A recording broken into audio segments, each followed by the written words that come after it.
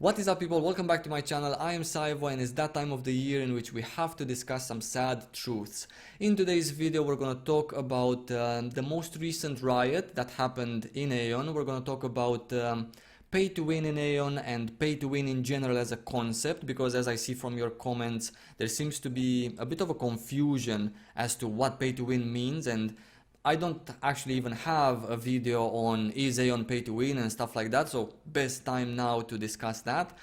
I'm also gonna tell you a few big problems that are in AION and that have been in AION since it went free to play, and also give you a very short, hopefully short and very nice lesson on how Gameforge and NCSoft kinda together strangled us in terms of making Kina and getting rewarded in game, to a point where we are kind of forced to use the cash shop very often. Cool, so as we're talking, I'm gonna let Guild Wars 2 install in the background. Why? Is because I actually missed the game, and as some of you know, my first serious experience with Guild Wars was at the beginning of this year for a few months.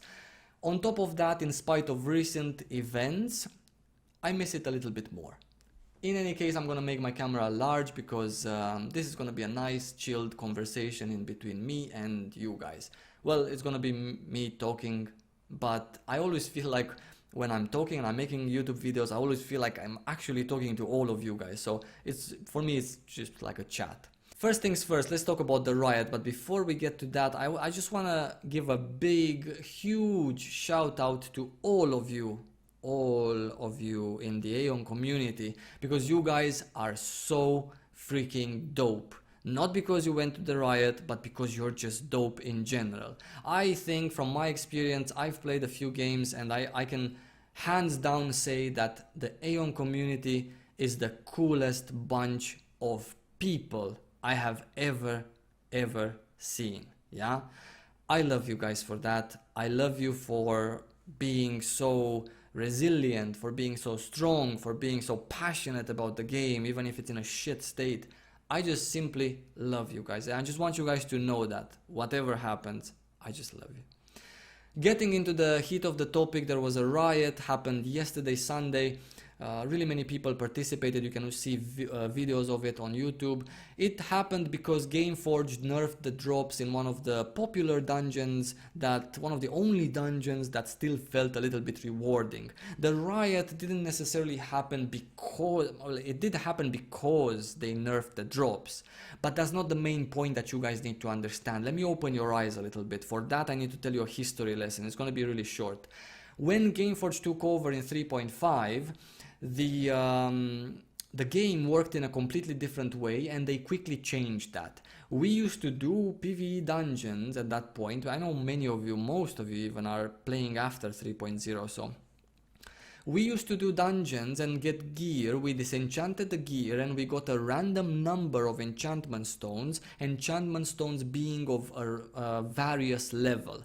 Level 120 was the max, and it was the equivalent of an all-powerful, and level 1 was the lowest. You never got enchantment stones under level 50 from a level 60 piece of eternal gear, yeah? So you used to do level 60 dungeons, and you used to disenchant the drops that you got. They were grindy, they were grueling, they were kinda hard, but you still did them non-stop. Why? Because it was rewarding. You disenchanted your pieces, and you got 7 level 90 stones. With those pieces, you can imagine you enchanted your level 60 gear.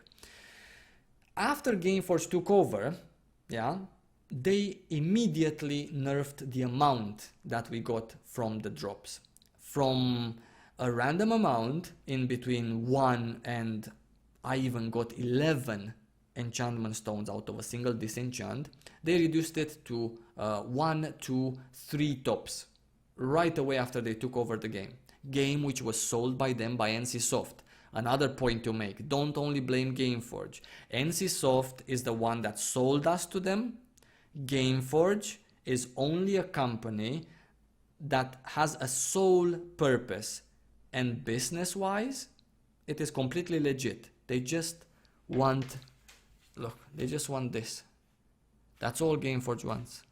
And from a business standpoint, completely normal. Do not be surprised when Gameforge only wants your money. because that's all Gameforge should need from you. Yeah, it would be cool for them to be a super awesome publisher and thinking about the community, but money is more important. And where to take that money from? From addicts like you, like me, like the guy next to you, and so on and so forth. Cool, so they nerfed the amount of stones that we got per disenchant. Later on, a few months later, they nerfed the level of the stones that we got, because after they came, right away I saw a complete drop. I didn't get 4, 5, 6, 7, 8, 9, 10 enchantment stones, I got 1, 2.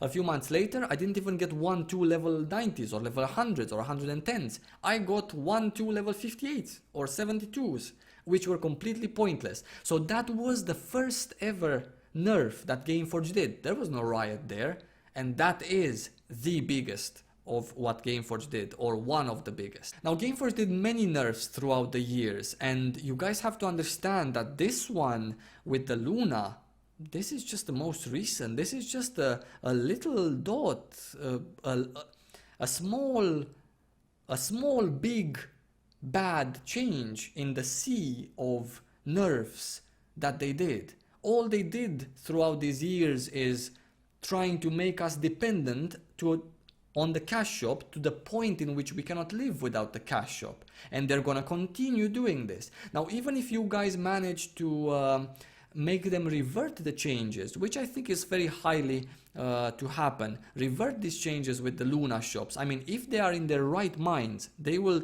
take the changes back and still leave the same drops. If they're really out of their minds, they're not gonna care after this riot, but I cannot see that happening. I would be stupefied if that would happen, if they would continue with the nerfs that they implemented. That's what I mean. There is lots of changes that they made. They made changes to Tower of whatever, Tower of Eternity. What was that dungeon called? It came with 5.6, the solo one. They publicly said, we have nerfed the Kina game, we have nerfed this and that game because we think it's gonna be too much for the people. They always constantly do these kinds of things that make us dependent on the cash shop. There is no surprise in that. I mean, you shouldn't be surprised already. Wow, they nerfed the Luna dungeon. So they nerfed the Tower of Eternity before, but you guys didn't really care about that because nobody was doing it, and you also didn't know how Tower of Eternity can be rewarding. You just knew the initial whatever they decided the rewards, because you never had the full version to know. So I'm just saying, this is what they do, and it's a very bad thing. It's nerf after nerf in an already unrewarding game. Not to mention that on top of every nerf that Gameforge has done for the past 4 years, NCSoft has also helped them a lot with the way NCSoft wants the game to go. I mean, when Gameforge took over, the cap was level 60 and the enchantment cap was 15, and there was no feathers, there was no bracelets and stuff like that. NCSoft later on introduced unlimited armor cap, just go and enchant forever. And what Gameforge did? Think about it. Reduce the drops of enchantment stones, very few all-powerfuls, nerf all of the Shugo dungeons. The Shugo dungeons in the Shugo event were the only things that gave you a substantial amount of goodies, of money. Nerfed it to the ground. This is another nerf that they did. Nobody seems to be upset about that. Did you notice that they also nerfed the all-powerfuls and serums that they drop in Adma and Theobomus? Nobody did a riot about that. I mean, you know, it's good that you guys are doing a riot, but you know, you have to get it right. Gameforge is constantly strangling us, the community, in terms of making Kina, so we can use their cash shop more. It is very simple. NCSoft helps a lot. Bracelets, feathers, unlimited enchantments, gear breaking. These are all things that help the demand. But what Gameforge does is reduce the availability of these items, so you can use their cash shop. Enough about that. Good job, guys, on the riot. Moving onwards to the pay to win aspect of the game. I never talked about it in any of my videos. never made a full video about is AION pay to win. I'm gonna answer it now, very simple, straightforward, guys. AION is the most pay to win big title MMORPG in the world right now. I'm not talking about your Orc Wars Reloaded on your Chrome browser. I'm talking about big titles, big MMORPGs, yeah? AION is the most pay to win one ever.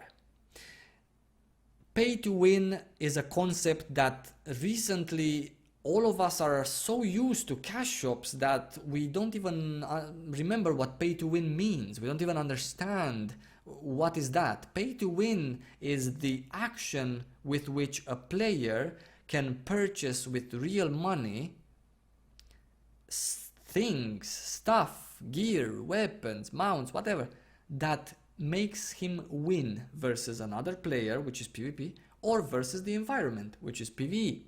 That is pay to win.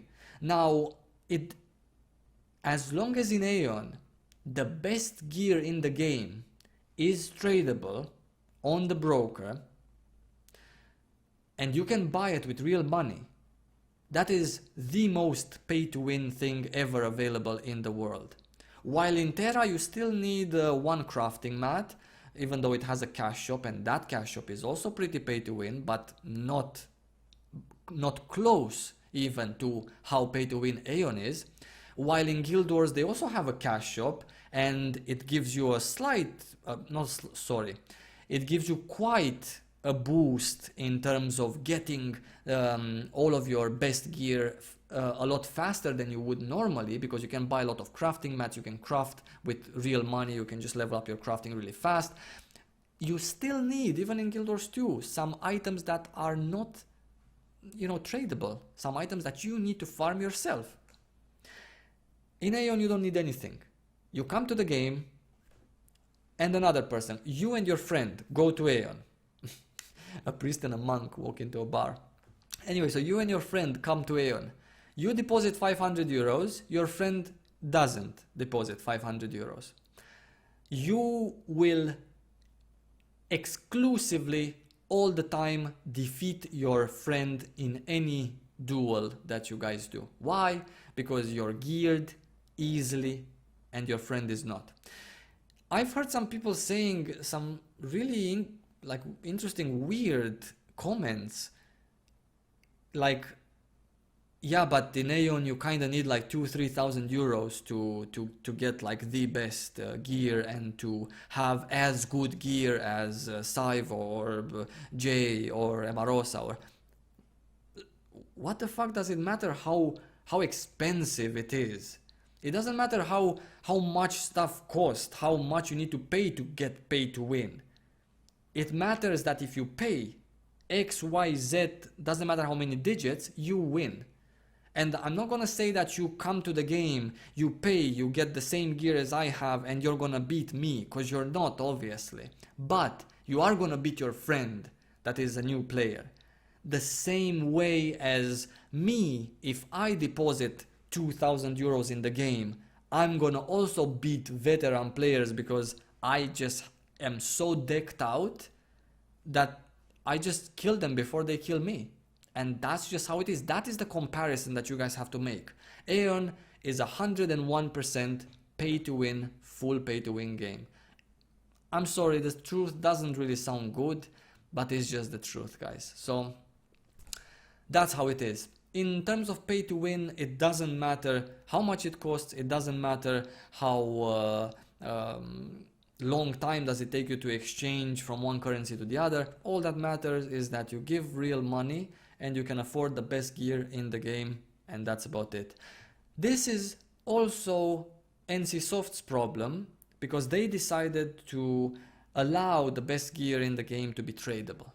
Medals being tradable, okay, that's pretty fine, but the gear itself being tradable, that's pretty dog shit, especially PvP gear, especially in a game that is published by such a company as Gameforge. Yeah, NCSoft should know better, yet let's not lie, NCSoft knows and they don't give a fuck, same as Gameforge doesn't give a fuck. And I guess that's about it, guys, for this video. What can I tell you? I can tell you that even though this riot, because that was the main point, might revert the changes in the long-term run, the only thing that's gonna make Gameforge understand what they're doing wrong is you not playing or you not depositing. But since that we all know that's not gonna happen, because why? Because AION is no longer an MMORPG that's super fun, let's say, to play and rewarding and balanced and cool. It's like this drug. It's like smoking, right? For those of you who are smoking in real life, you don't do it because it's healthy. You do AION because you're addicted to it. It's not a good thing. It's a pay-to-win game that has lost its charm that it had at the beginning, but you still do it. Why? Because you've been smoking for years and you just really don't want to quit, yeah? But I wish you guys, in the meantime, until my next video, I wish you guys lots of love, and see you soon.